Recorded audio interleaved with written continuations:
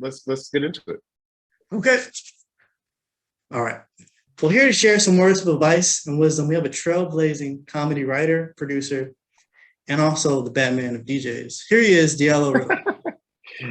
I am the Batman of DJs. How you doing? I'm happy to be here, ready to try and try and make this a useful bit of time for everybody, because we always get asked, well, how did you and Bashir manage to pull off what you've been able to do?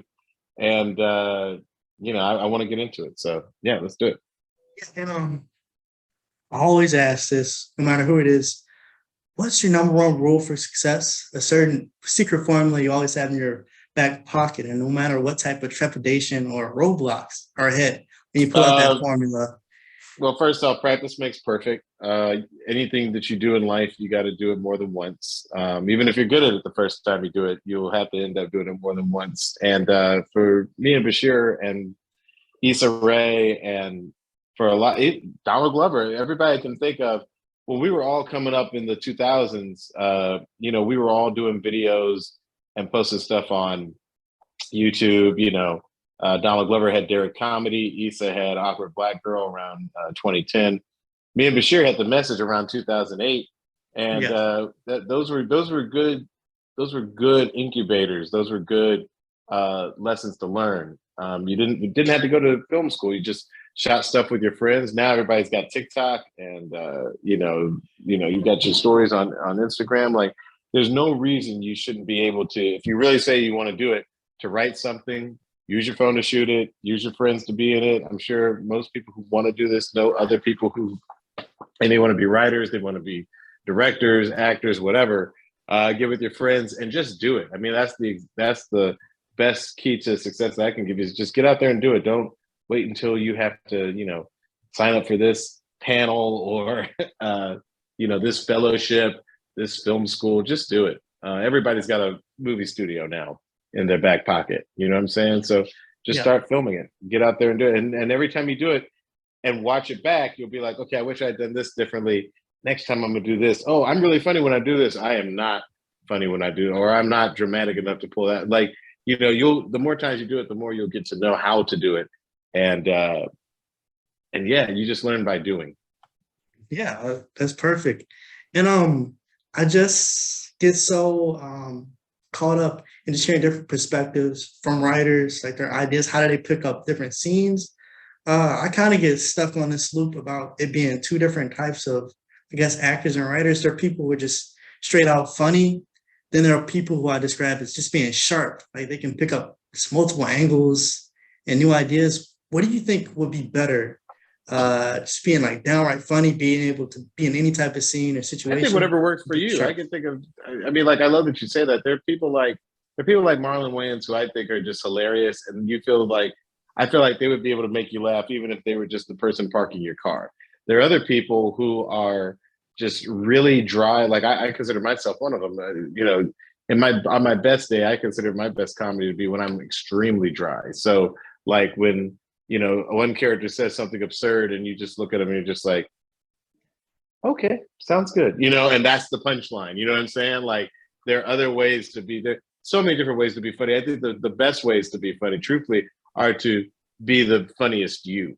So if you're naturally a dry-witted person, then do that. And if you're naturally just a big character who just goes big and makes people laugh by going big, that's your character. I mean, like, I think that there are actually way more than two types. I think there are so many types of funny, and everybody just has to find their lane. Now, there's some people who can play in multiple lanes. Like, I feel like, to use an example, like Will Ferrell is somebody who can obviously play really big characters, but then you can catch him in another movie where he's a little more understated, a little more, here and grounded. So, I feel like everybody, obviously, people, the legends, Robin Williams, he could play Genie as a cartoon. He could play, a space alien, but then he could come back and do something like, Jumanji, where he's not that crazy, or, what was that movie? Good Morning Vietnam. So I feel like comedy actors in particular are usually pretty good at drama, because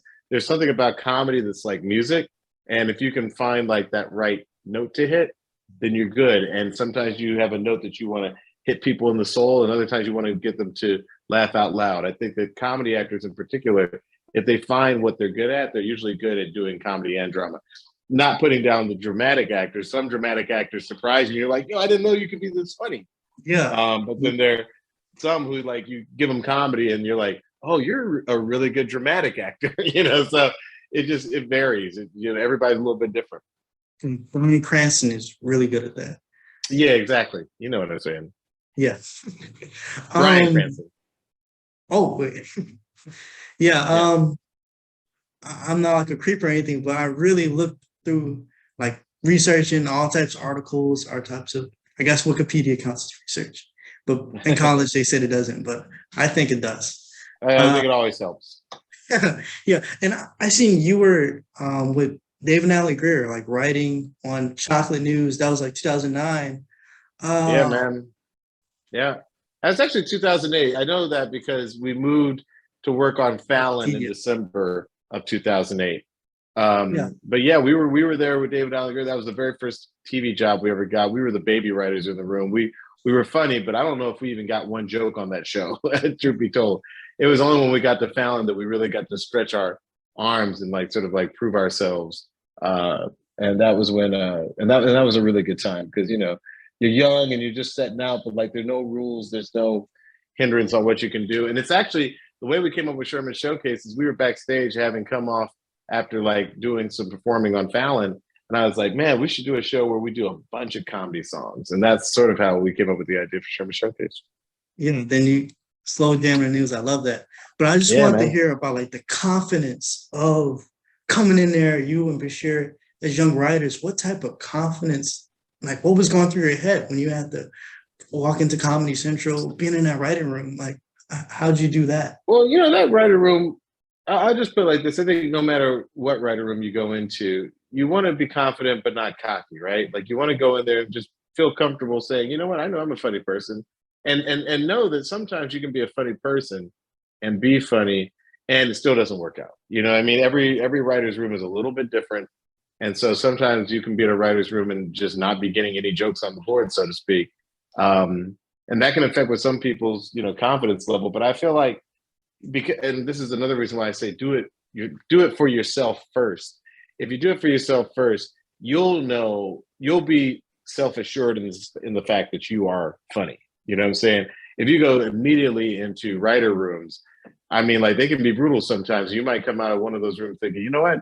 Did I go out to the wrong profession? Should I be in real estate? Should I be, running for office or doing something completely different? Like you really have to get out there and understand that like, yeah, I'm going to do it for myself for a while, just so I can find my own voice. And that's also going to prevent your voice from just becoming the voice of whoever you work with.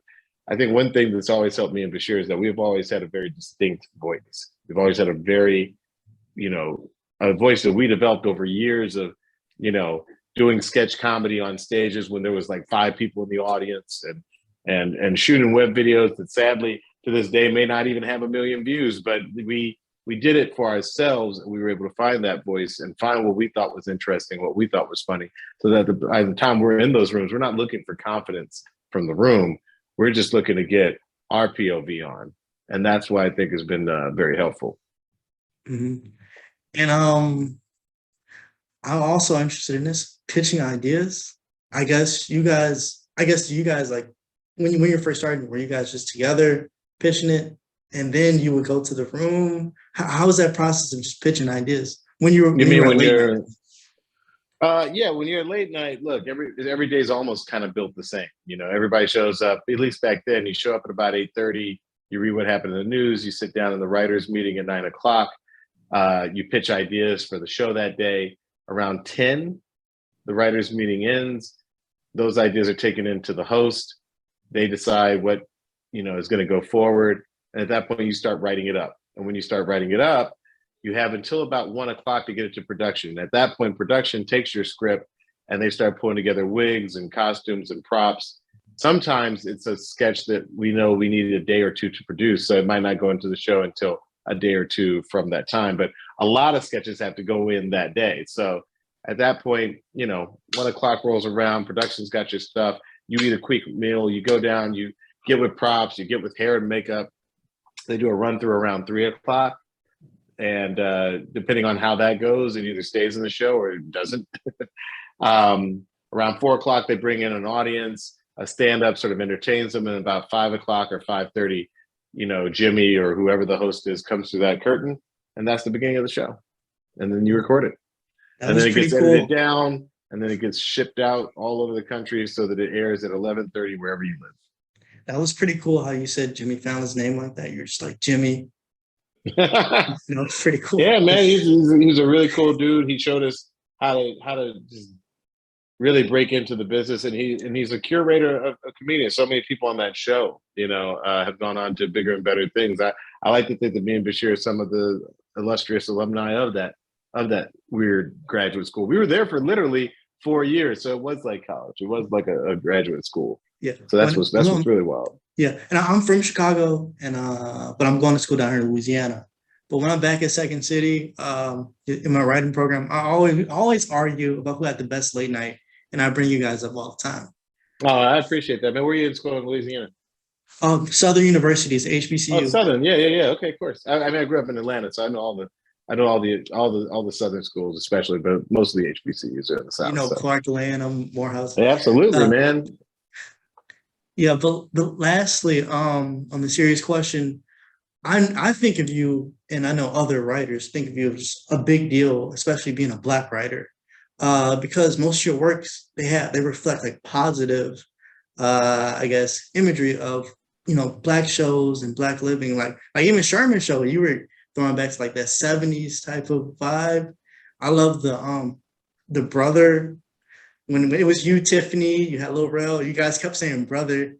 No, brother, you're wrong. Yeah. Yeah, brother, you're wrong. I love the themes, how you go back and you bring like stuff that used to be in us. So with that being said, having that type of status with writers, knowing that you're inspiring them, what's something you look, I guess, for the next writing generation? Like what do you look for them to accomplish?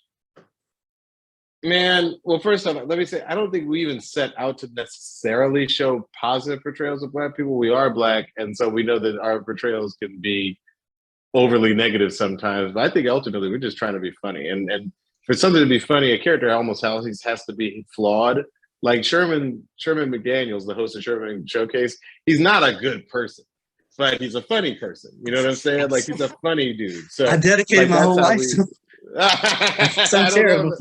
Listen, we intentionally make him wrong about everything. Like, he's always getting the future wrong. He's like, well, out of these girls in Destiny's Child, I got to say Farrah's the one I'm going to keep my eye on. Like, that's his whole, modus operandi. But I think that, look, man, ultimately, I think that our goal, again, is to just do the comedy that we wish other people already had done before us. Like, we're always like, well, how come nobody's done something in space with Black people like the way we want it done? And how come, we haven't seen, this Black cowboy movie we have in our mind? And what about cartoons? Why can we see some cartoons with some characters that we think are funny? I think everything that we do is just this attempt to create a TV show or a movie that we'd want to watch. So it means a lot to me that you've seen the stuff that we've done and you liked it. And I think if anything, when we're looking to hire young writers and young creators, we're just looking for a voice. Again, we're looking for that person who walks in the room and it's like, yo, I've got a unique perspective and a unique way of looking at this stuff. I think the worst thing you can do as a writer is not be necessarily unfunny, because most people we come across are pretty funny. You don't want a person who's kind of pitching jokes that we've all heard before. You know what I'm saying? Like, always got to be a way to do something that's unexpected, that, could really like surprise people. Doesn't have to be raunchy or gaudy. It can be, but it doesn't have to be. It just has to be something that we haven't seen before that makes us laugh. And I think there's always going to be somebody younger with a new idea, and we can get excited about that because we consume comedy. You know what I'm saying? Like, we're the audience just like anybody else. We want to be entertained. So, come in and wow, let's knock us out. Well, right here I have a few, like 3 to 4 just submitted questions, rapid fire questions, just let's from students. I love it. This is my llama. A llama. Yeah. Yeah. With it. Yeah. What up, llama? All right, so this is from John Constantine. He's an English major. He's a senior. He's a real person too. Yeah, nice. Uh, I didn't make him up 15 minutes earlier. If you could have one superpower, what would it be? And then what would be the weakness? Oh man, this isn't the most clever answer about that, but I've had dreams every now and then where I can fly, and it's been incredible. So I'd be lying if I didn't say I really want the power to fly. I think that'd What, be great. Or what do you or mean or the fly or the like? power like Superman, like literally like just I had one dream in particular, man. I just remember like I was like, you guys, I figured it out. I figured it out. This is how you fly. You gotta stand in this angle and then tighten your ab muscles and then just push off from the ground. You got it. That's how you fly. And I was like flying and I was having a great time. So, you know, I just pretty be sweet. watering my grass and I just see you and then it's making circles. What the hell is going on? What's he I, doing, man? He's behind deadline on that script. Dude is I flying all think the time now. I think I'd be able to like control like hair, like weave and stuff. But like Magneto, I'd be like Magneto, like a 52-inch But with black Brazilian. hair. That's hilarious. That's really Okay. funny. This one is from Anthony Perkins. He's a biology sophomore. Okay. Heather Perkins. Come with it. Okay, you play Alan Gale on Southside. He's a public defender. And the person says he's not too good at his job. He's unorganized. True. Uh, in my college, we call those professors. But what do you think Alan would be if he wasn't a public defender?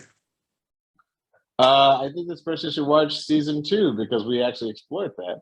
And in season 2, he stopped being a public defender and ran for alderman. I think that he decided Yep. that he was of better use as a public servant instead of a public defender because he was a terrible public defender. He was more concerned about getting out of court and beating traffic than he ever was about getting people off. I'd be like, this is their life on the line. He's literally like, look, man, if we leave here now, like we can beat traffic. Like it's 3 o'clock. If we stay here, I might be able to get you off this murder charge, but then we're definitely in traffic for like another 2 hours. Like he was not the best public defender. I'm happy that he's an alderman now. Great. This one's from Simon Jones. He's a junior nursing major. Mm-hmm. Dear Mr. Riddle, I just failed my final exam and I'm very sad. The That only is sad. thing that the only thing that could cheer me up is if you did your worst Chicago impression. Worst Chicago impression? Yeah, any I side, don't. west side, south side.